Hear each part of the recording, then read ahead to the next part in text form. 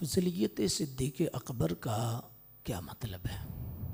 چونکہ یہ علامات اہل سنت میں سے ہے کہ جو سنی ہے اس کی یہ علامت ہوگی کہ اس کا عقیدہ ہوگا کہ وہ انبیاء اور رسل کے بعد کائنات میں سب سے افضل حضرت ابوبکر صدیق کو مانتا ہے۔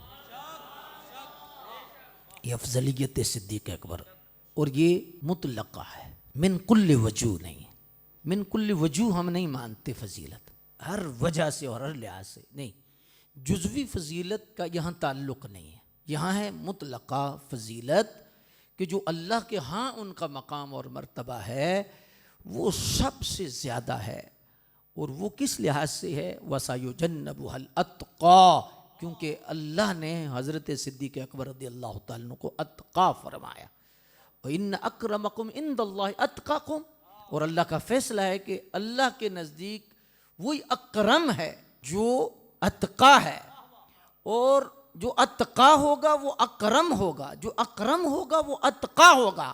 اور اللہ پھر قرآن مجید میں فرماتا ہے کہ وَسَيُجَنَّبُهَا الْأَتْقَى، بہت دور رکھا جائے گا اتقا کو۔ یہاں اتقا سے مراد امت میں جمہور کا نظریہ ہے، جمہور مفسرین اور محدثین کا، کہ اتقا سے مراد سیدنا ابوبکر صدیق رضی اللہ تعالیٰ عنہ کی ذات گرامی ہے۔ یہاں وقت نہیں، بہت سارے حوالے دیے جا سکتے ہیں، لیکن اتقا سے مراد جو ہیں وہ حضرت ابوبکر صدیق ہیں۔ ادھر کیا ہوا کہ جو اکرم ہوگا وہ اتقا ہوگا، جو اتقا ہوگا وہ اکرم ہوگا، یعنی اللہ کے نزدیک عزت والا کون ہوگا؟ جو اتقا ہوگا۔ تو ادھر فرمایا کہ اتقا ابوبکر صدیق ہیں، تو اس سے مفسرین فرماتے کہ اللہ کے ہاں جو سب سے زیادہ اکرم اور عزت والے ہیں وہ حضرت ابوبکر صدیق۔ اس لحاظ سے جو جزوی فضیلت ہے، جو من کل وجوہ ہوتا ہے، وہ ہم نہیں مانتے۔ ہم جو مطلقہ فضیلت ہے اور مجموعی طور پر جو اللہ کے ہاں ان کا درجہ ہے، اس لحاظ سے افضلیت ہے سیدنا صدیق اکبر کے۔ اچھا، یہاں حضور غزالی زمان رحمۃ اللہ تعالی علیہ نے ایک بڑی سادی مثال دی ہے۔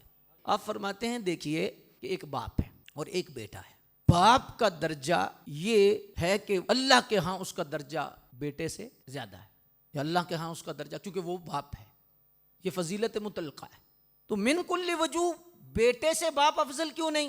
کہ بیٹا حافظ بھی ہے، بیٹا عالم بھی ہے، بیٹا محدث بھی ہے، بیٹا ولی بھی ہے، تو ہر لحاظ سے وہ افضل نہیں ہے۔ یہ جزوی فضیلتیں ہیں بیٹے کی، جزوی فضیلت میں بیٹا حافظ ہے، بیٹا عالم ہے، بیٹا ولی ہے، بیٹا جو ہے وہ محدث ہے، یہ بیٹے کی جزوی فضیلت ہے۔ لیکن جو مجموعی طور پر اللہ کے ہاں جو درجہ ہے وہ باپ کا ہے۔ تو فرمایا جس طرح بیٹا جو ہے جزوی فضیلت میں باپ کے لحاظ سے جو ہے وہ ہے تو افضل ہے، کس لحاظ سے؟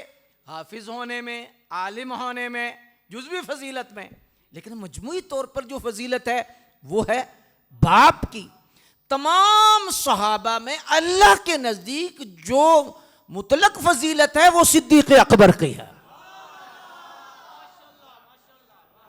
لیکن جو جزوی فضیلت ہے اس میں مولا کائنات حیدر قرار کرم اللہ وجہ الکریم کی ایسی فضیلتیں ہیں جو سیدنا صدیق اکبر میں بھی نہیں ہیں، فاروق اعظم میں بھی نہیں ہیں، عثمان غنی میں بھی نہیں ہیں، کسی صحابی میں نہیں، اور بلکہ کچھ صحابہ ایسے ہیں کہ ان کی فضیلتیں مولا علی میں بھی نہیں ہیں۔